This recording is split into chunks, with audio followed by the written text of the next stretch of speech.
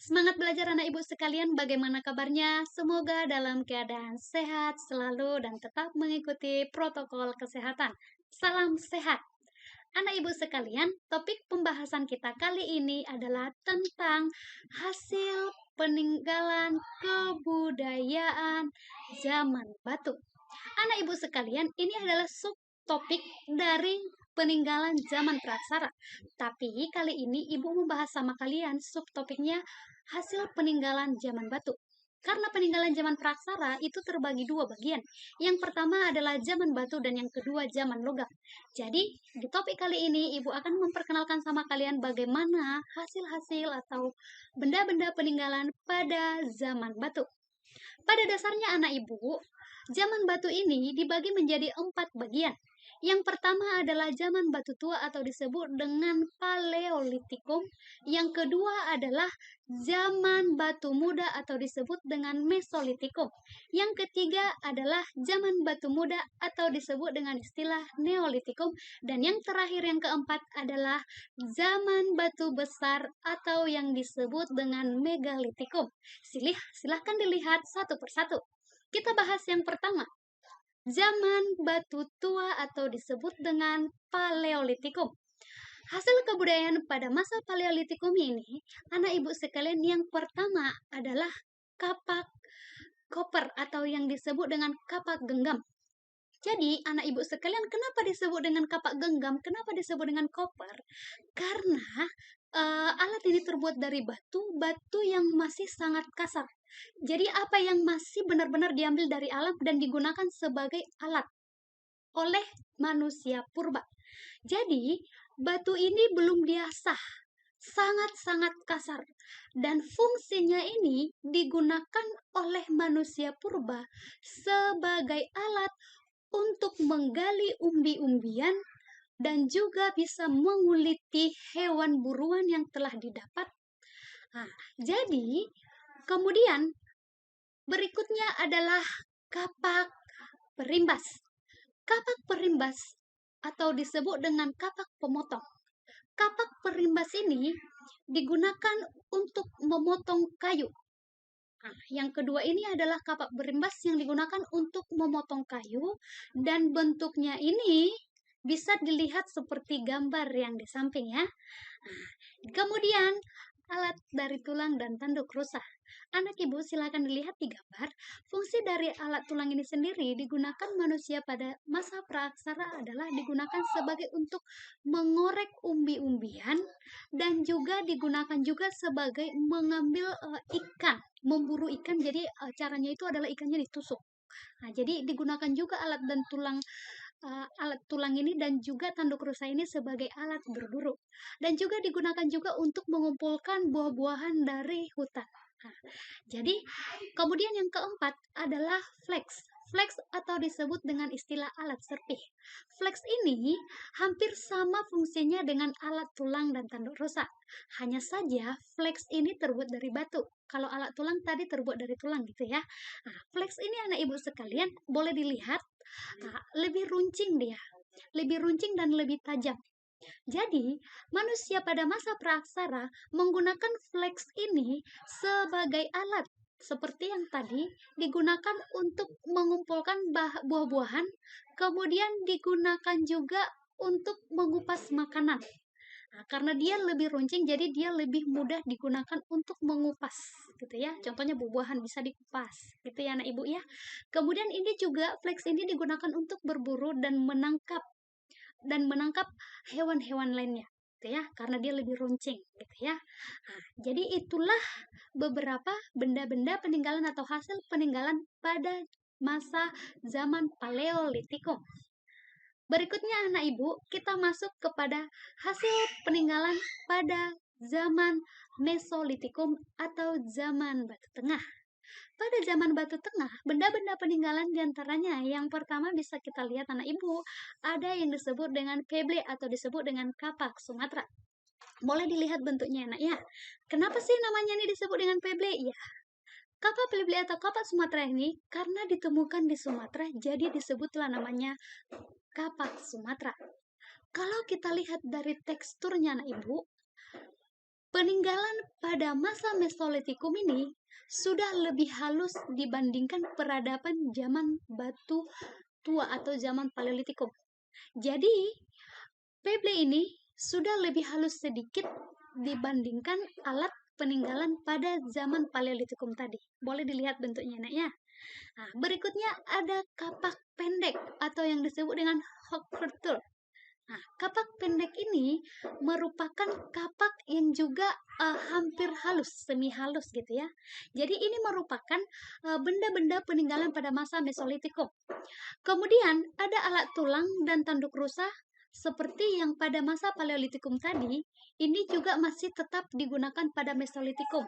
Berikutnya flex atau alat serpih juga masih tetap digunakan dan fungsinya juga masih sama dengan Paleolitikum tadi. Benda peninggalan yang terakhir adalah pipisan. Apa itu pipisan? Pipisan itu anak ibu sejenis ulekan. Anak ibu sekalian, kalau misalkan ada di rumah ala ulekannya, berarti hampir sama lah itu dengan pipisan.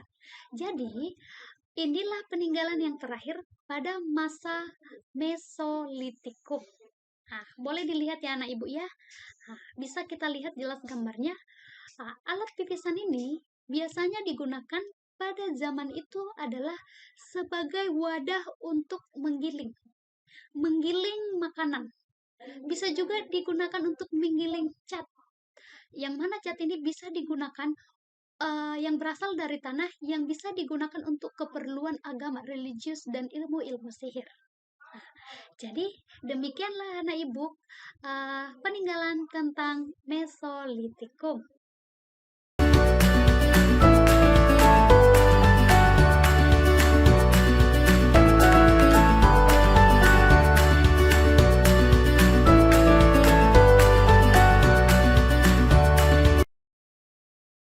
Berikutnya anak ibu, hasil kebudayaan zaman Neolitikum. Pada zaman Neolitikum atau disebut dengan zaman batu muda, di mana beberapa hasil kebudayaannya boleh dilihat anak ibu, yaitu silakan dilihat ada kapak persegi. Boleh dilihat anak ibu, kapak persegi ini kenapa disebut sebagai kapak persegi? Karena memang bentuknya segi empat. Boleh dilihat ya. Nah, dia segi empat. Kemudian fungsi dari alat ini digunakan yaitu untuk mencangkul tanah. Mencangkul, kemudian alat pancul juga untuk menanam. Dan juga ini bisa digunakan untuk memahat kayu. Nah, jadi fungsi dari kapak persegi ini hampir sama dengan kapak lonjong. Nah, berikutnya adalah kapak lonjong. Jadi fungsinya ini hampir sama. Hanya saja perbedaannya itu dibentuk. Kalau dia kapak lonjong, boleh dilihat anak ibu, kapak lonjong ini lebih dia bentuknya bulat dan bagian bawahnya itu runcing.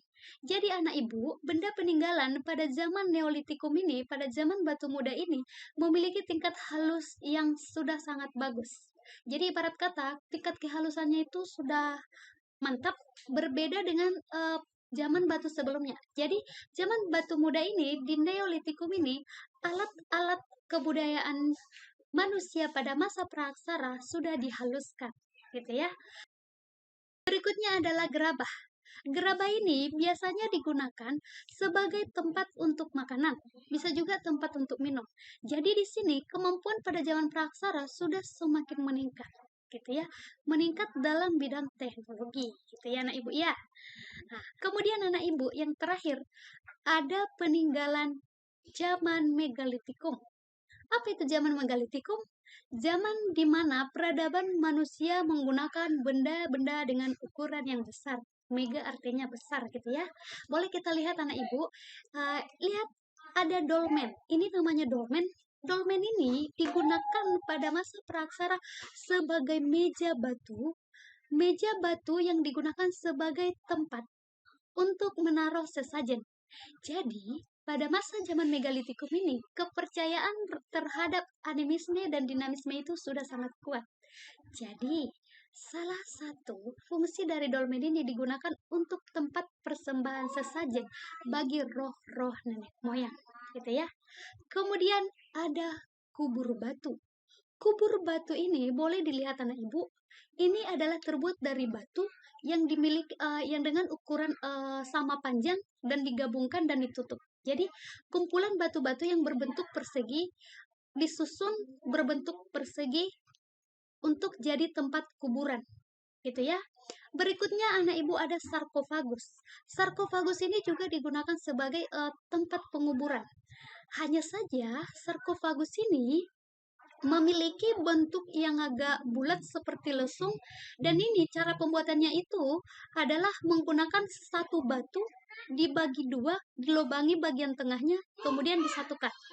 Jadi semisal mayat dimasukin, ditutup lagi. Jadi dia bentuk buka tutup gitu ya. Berikutnya anak ibu ada menhir.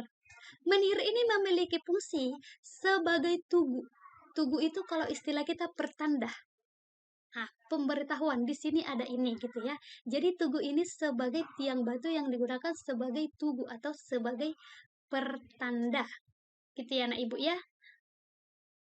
Ya anak ibu yaitu adalah Punden Berundang. Pernahkah ibu melihat Candi Borobudur? Candi Borobudur itu dasar pembuatan bangunannya itu polanya itu diambil dari bentuk punden berundak.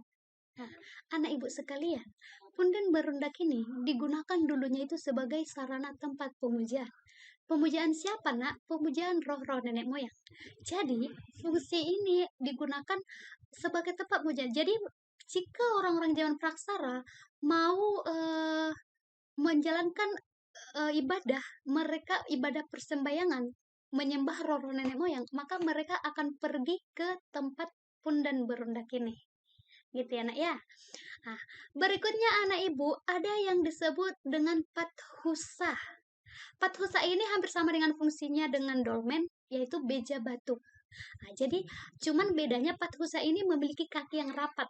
Jadi dia kakinya itu rapat sehingga batunya itu tertutup di bawah kakinya. Jadi di atasnya ada alasnya sebagai meja, gitu ya. Nah, berikutnya anak ibu ada yang disebut dengan arca, arca batu. Arca batu ini merupakan gambaran dari nenek moyang.